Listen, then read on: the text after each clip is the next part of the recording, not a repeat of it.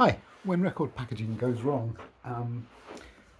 what is the most inconvenient way a record company decides to package a record? I'm not a fan of, and it's not used very often, unfortunately, the metal tin.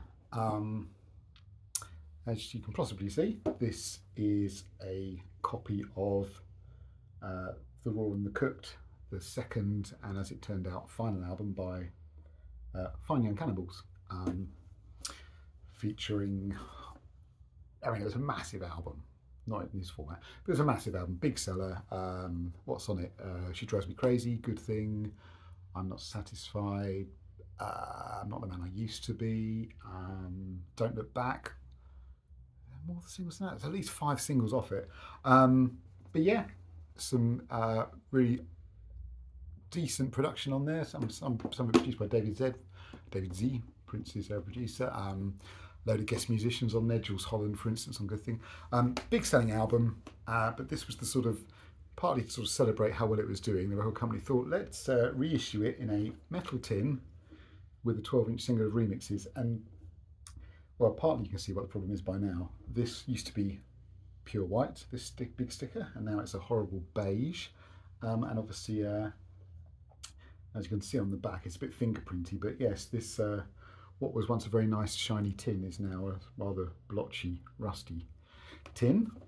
The main problem with it, and in other records that are packaged in these tins, it's really difficult to get the bloody record out.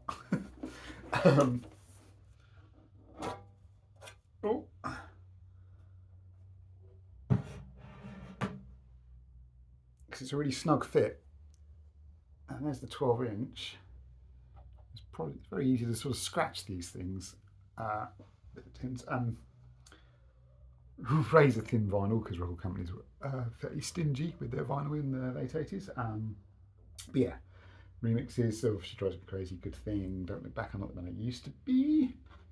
And then you've got a layer of sponge, which again, and below that is the album proper. And again, quite thin vinyl, quite tricky to get out without necessarily damaging it. There it is. No, beyond the label, no production credits, track listing, or anything else included, which is a bit of a missed opportunity, but there you go. You have to sort of look it up on the internet if you want to know what's actually on it. Who actually produced it or whatever, or you have to buy a second copy. Let's put that away. Now,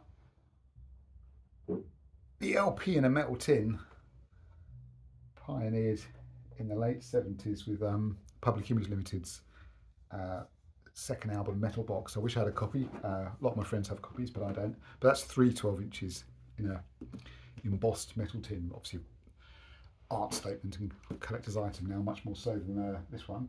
Fine Young Cannibals also issued quite a few 7 inches in tins. I might go out there actually. But yeah, a lot of those 7 inches came in tins again. Inconvenient. Whether it's too expensive, whether it's just seen as a really bad idea. Fortunately, there's not too much of this stuff around. It's a bit like heavy metal stuff, sometimes rock stuff.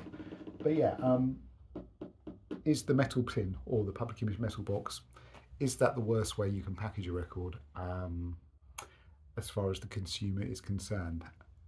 I think it might be. If you've got any other examples, do jump on the comments and stuff and let us know. But otherwise, you know, splendid album. Well overdue a reappraisal. Shame Fine Cannibals just decided to like stop after that, but there you go, they'd made all their money. Fair play. Right, but yeah, have a fabulous week. I'll see you sometime soon. Bye bye bye.